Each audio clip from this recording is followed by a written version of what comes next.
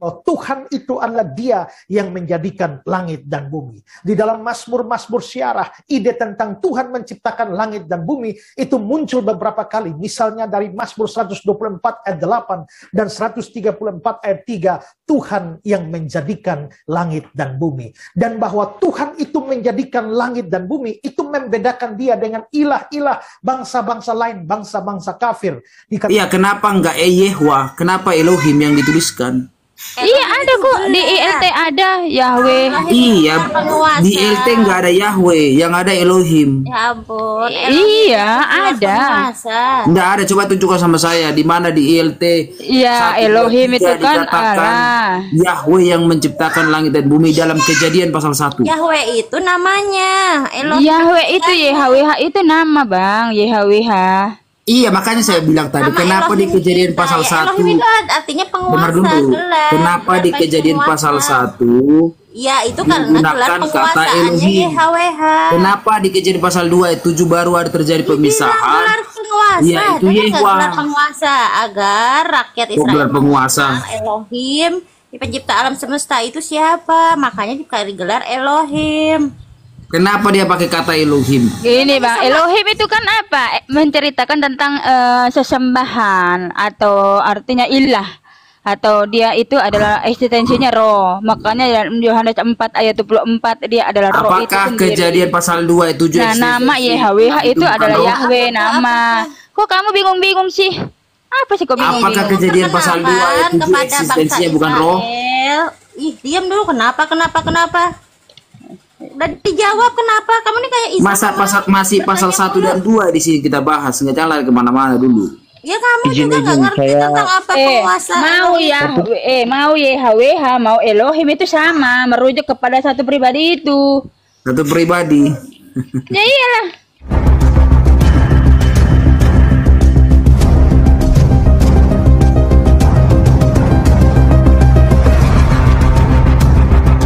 Assalamualaikum warahmatullahi wabarakatuh.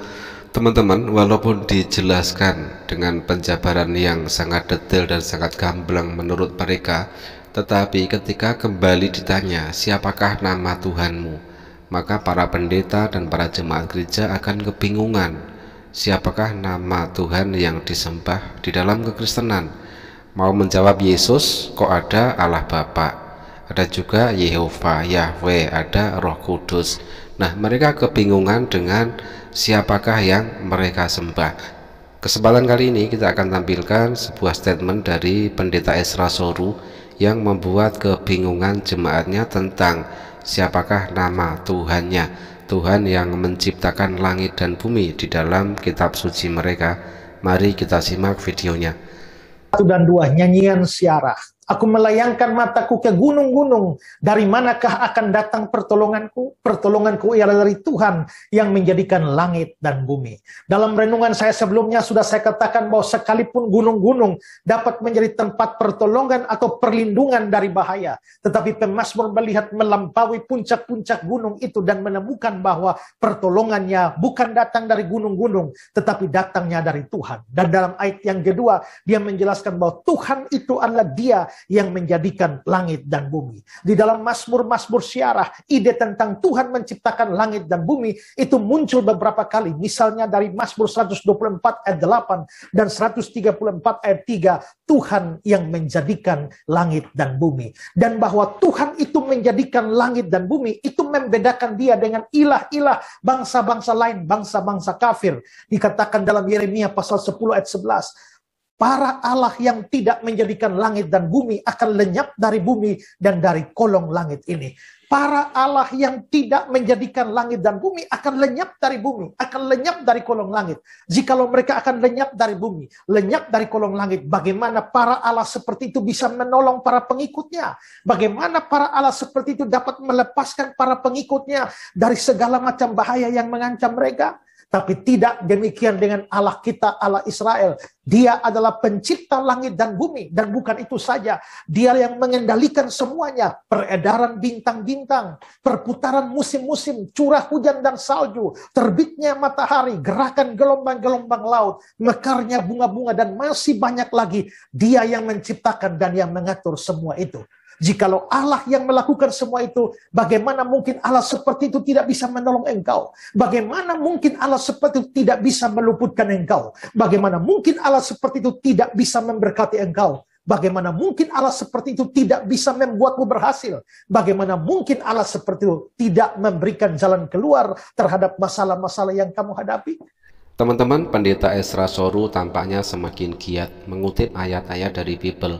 Namun sayangnya setiap kutipannya justru membuat dirinya semakin tenggelam dalam kebingungan teologinya sendiri, apalagi jemaatnya. Bagaimana tidak, di dalam Bible yang ia baca sendiri sangat jelas bahwa Tuhan pencipta langit dan bumi adalah Allah, bukan Yesus. Bahkan Yesus sendiri tidak pernah mengaku sebagai Tuhan, melainkan justru menyembah Tuhan yang dia sebut sebagai satu-satunya Tuhan yang benar, yaitu Allah. Tertulis di dalam Yohanes 17 nomor 3, Yesus dengan tegas berkata, "Inilah hidup yang kekal itu, yaitu bahwa mereka mengenal Engkau satu-satunya Allah yang benar, dan mengenal Yesus Kristus yang telah Engkau utus." Coba perhatikan baik-baik, Yesus menyebut dengan diutus, bukan sebagai pengutus. Ia menyebut Allah sebagai Tuhan yang benar, bukan dirinya sendiri.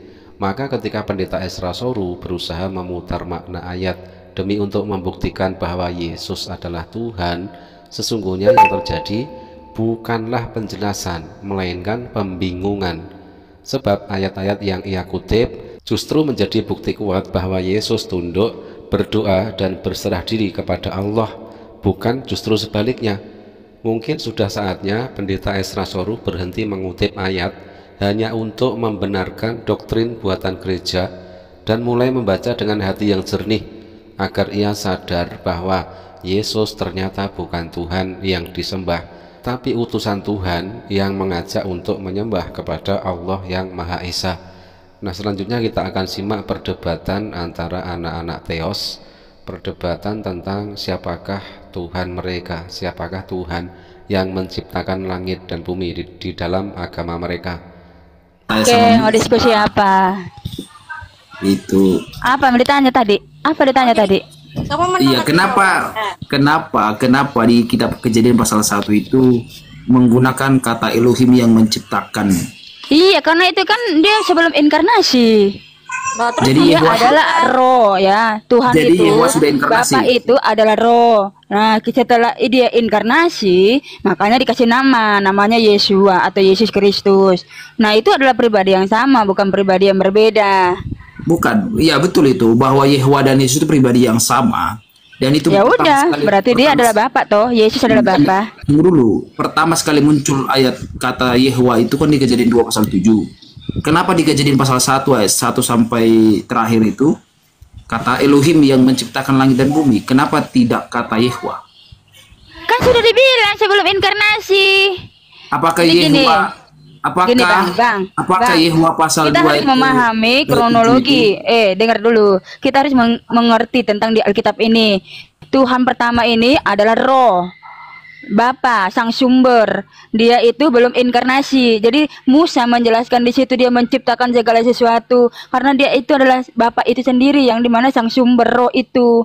Nah, setelah itu dia itu turun ke dunia menyelamatkan umatnya lewat apa ya? Lewat proses lahir itu mengandung seorang hamba. Jadi nama Yesus itu adalah YHWH itu sendiri. Iya, saya mengaku itu, saya bilang tadi. Tapi yang saya tanyakan adalah kenapa di dalam Kejadian pasal 1 itu tidak Yehuwa yang dituliskan menciptakan langit dan bumi? Oh, itu adalah terjemahan, Bang. Terjemahan LAI. Jadi terjemahan LAI itu memakai kata Allah. Kalau sementara di ILT, nah, kalau kamu lihat nggak ILT? Iya, saya tahu Elohim. Iya, kenapa nggak Yehuwa? Kenapa Elohim yang dituliskan? Iya, ada kok di ILT ada Yahweh. Iya, di ILT nggak ada Yahweh, yang ada Elohim. Ya ampun. Iya, ada. Nggak ada, coba tunjukkan sama saya di mana di ILT. Iya, Elohim itu kan Allah. Yahweh yang menciptakan langit dan bumi dalam Kejadian pasal 1. Yahweh itu namanya. Yahweh itu YHWH itu nama, Bang. YHWH. Iya, makanya saya bilang tadi, Nama kenapa di Elohim kejadian kita, pasal ya, 1? Elohim itu artinya Dengar penguasa, dulu. gelar. Kenapa di Sampai kejadian pasal penguasa. 1 Ya, itu karena gelar menggunakan kata penguasaannya Elohim? YHWH. Kenapa di kejadian pasal 2 ayat 7 baru ada terjadi Dibilang pemisahan? gelar penguasa, Ya, itu itu Yehwa. gelar penguasa agar rakyat Oh, Israel gelar penguasa. mengenal Elohim, di pencipta alam semesta itu siapa? Makanya diberi gelar Elohim. Kenapa dia pakai kata Elohim? Gini bang, Elohim itu kan apa? Menceritakan tentang sesembahan atau artinya ilah, atau dia itu adalah eksistensinya roh. Makanya dalam Yohanes 4 ayat 24 dia adalah roh itu Apakah sendiri. kejadian pasal 2 itu Nah, nama YHWH itu adalah Yahweh nama. Kok kamu bingung-bingung sih? Apa sih kok bingung? Apakah kejadian pasal 2 ayat 7 kepada eksistensinya bangsa bukan roh? Israel? Ih, diam dulu. Kenapa? Udah dijawab kenapa? Kamu nih kayak Masa pasal masih pasal Teman-teman, perdebatan ini adalah perdebatan antara Kristen versus Kristen, tetapi kembali ada wanita itu menyebut, kenapa kamu kayak Islam? Jadi tidak usah bawa-bawa nama Islam atau bawa-bawa umat Islam ketika kalian Kristen versus Kristen sendiri sedang kebingungan siapakah nama Tuhan pencipta langit dan bumi di dalam agama kalian. pasal 1 dan 2 di sini kita bahas, nggak jalan kemana-mana dulu. Ya kamu juga nggak ngerti tentang apa penguasa. Mau mau YHWH, mau Elohim itu sama, merujuk kepada satu pribadi itu. Satu pribadi. Ya iyalah. Sekarang saya tanya sama kau. Sekarang saya tanya sama kau. Nama Elohim kita siapa? Nama Elohim kita siapa? Enggak, ntar dulu. Nama Elohim kita siapa? Nama Elohim kita siapa? Macet kau kan? Nama Elohim. Nama Elohim.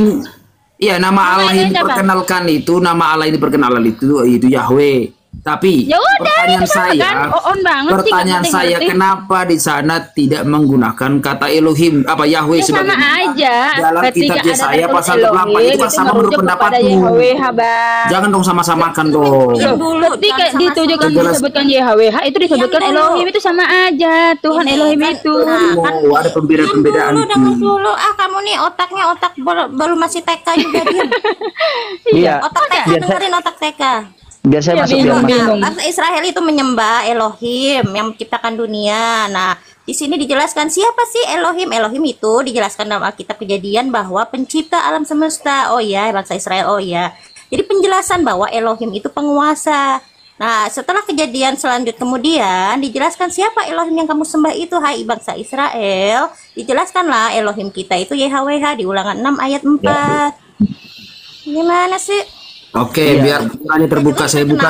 Ya, coba. Dikeluarkan. Oke, coba dulu kejadian pasal 1 ayat 26. YHWH Kita ikuti cara main kalian ya. Kita ikuti cara main kalian. Coba. Itu dalam Alkitab kamu nih. Iya, makanya saya bilang Cara main emang Anda mainan kami mainan dalam Alkitab. kejadian Di situ kan pasal 1 pada ayat 26. mulanya Elohim menciptakan. Oke, Itu sama maksud aja. saya, Elohim kita itu namanya ikuti. siapa? Oke, Sekarang kita saya tanya ikuti. sama kamu. Oke, coba Elohim kejadian namanya 1 siapa? pasal 26. Kejadian 1 pasal 26. Coba. Elohim namanya siapa? Iya, kan betul itu. Makanya saya bilang saya ikuti cara. Ya sudah, kalau kamu Oke. sudah tahu Elohim itu Oke, namanya kejadian 1 YHWH pasal itu coba kita apakah baca. Kita salah? gunakan narasi Anda ya. Gini. Berfirmanlah Yahweh. Ya, kita ganti kata Elohim itu jadi Yahweh. Berfirmanlah Oke. Yahweh. Oke, baiklah kita menjadikan manusia menurut gambar dan rupa kita. Apakah Di ayat 27 Itu sinkron? dinyatakan di atas nama siapa? apa itu sinkron? Di ayat 27-nya baca lagi.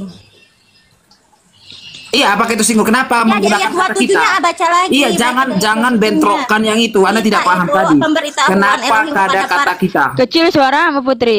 Kenapa ada kata Kata kita? saya jelasin kan. Kenapa ada Aku kata lagi kita? jemur baju. Berfirmanlah Kata kita Yahweh. itu Kita sidang ganti. ilahi, Bang. Coba baca Sidang ayat ilahi. 27. Berarti kalau sidang ilahi, Dengar dulu ayat 27 yang di situ disebutkan apa gambarnya. Itu merujuk kepada satu pribadi. Kalau memang Tuhan itu ada lebih Enggak dari juga, satu, karena dikatakan harusnya gambar Allah. gambar mereka. gambar Elohim. Gambar Elohim, Ya Elohim udah, siapa ketika Anda namanya? bilang gambar mereka berarti bukan satu. Kata Ya saya iya, di situ kan gambarnya Kan tertulis. Tasya yang bilang tadi mereka. Tes. Nih. Tidak, saya tanya sama kau. Kalau lebih dari satu Kok Tuhan, tanya, harusnya kamu di yang situ bilang gambar tadi mereka, gambar mereka. bukan gambarnya. Gimana sih? Di situ tidak ada gambar mereka tertulis. Kamu makanya dengar kalau orang ngomong, jangan ngerocos Gambar terus. kita dibilangnya gambar Iya, kita. gambar kita ini kalau Nggak ada dengar- gambar dengar kita. dulu, dengar dulu. Nih, Kalau Anda nih, menyatakan nih, bahwa nih, itu bukan. sidang ilahi, siapa di situ? Karena kalau Anda katakan begini, Nih, baiklah kita menjadikan Jadi kalau bisanya dalam Ini. sidang ilahi itu ada ciptaan, berarti Diam ciptaan dulu juga bisa Mahete, menjadikan diam dulu. ciptaan. Mahete, diam.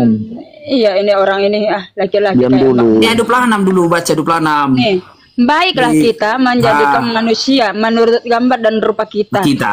Nah, ini ya kita ya. Nah, Nah, kita di apa ayat itu? ke-7 Ya, kalau kita maka itu- Elohim, dengar dulu. Saya nggak mau lanjut ke Maka sana. Elohim- Kita fokus saya 26 aja. dulu. Maka Elohim menciptakan manusia itu menurut gambarnya. Menurutmu gambarnya ini ada berapa? Lebih Gambar- dari satu atau apa berapa? menurut gambar Al Elohim sama juga. Dengar dulu, gambarnya ini ada lebih satu atau satu pribadi atau lebih Iya, dari kenapa satu? kau fokus di situ? Kenapa di ayat yang Dengar dulu, jawab dulu. Lebih dari Kenapa satu kau atau lompati? ini satu? Kenapa kamu lompati? Loh, ini gambarnya ini Jujur merujuk dong, kepada jangan satu lompati pribadi. dong. Jangan lompati. Memang nenek orang udahlah turun aja kau. Mahete. Di dalam internal kekristenan tentang konsep ketuhanan sampai sekarang ternyata masih cakar-cakaran. Mereka kebingungan walaupun sudah dijelaskan oleh pendeta Esra Soru, tetapi perdebatan antara Kristen versus Kristen itu masih tetap terjadi dan entah sampai kapan mereka tetap berada di dalam kebingungan. Mereka mengklaim katanya Yahweh atau Yesus atau Bapa itu adalah sosok yang sama. Tetapi ketika kita tengok di dalam satu ayat, misalkan di dalam Matius 11 nomor 25, jelas di situ Yesus bersyukur kepada Bapa, Tuhan langit dan bumi. Nah, jelas di sini membuktikan bahwa Bapa bukan Yesus, karena Yesus bersyukur kepada Bapa, Tuhan langit dan bumi tersebut. Nah, lalu kalau pengakuan jujur dari Yesus masih mereka bantah, ada satu pertanyaan. Yesus menyatakan bersyukur kepada Bapa, Tuhan langit dan bumi. Nah, lalu Yesus Tuhan di mana? Nah, itu akan semakin membuat mereka kebingungan. Demikian teman-teman, perdebatan antara anak-anak Theos yang masih kebingungan tentang siapakah nama Tuhannya, siapakah Tuhan yang menciptakan langit dan bumi di dalam agama mereka. Ternyata masih terjadi gontok-gontokan, masih cakar-cakaran, dan entah sampai kapan perdebatan sesama anak-anak Theos tersebut akan berhenti atau bahkan akan tetap berlanjut sampai dunia kiamat. Terima kasih. Wassalamualaikum warahmatullahi wabarakatuh.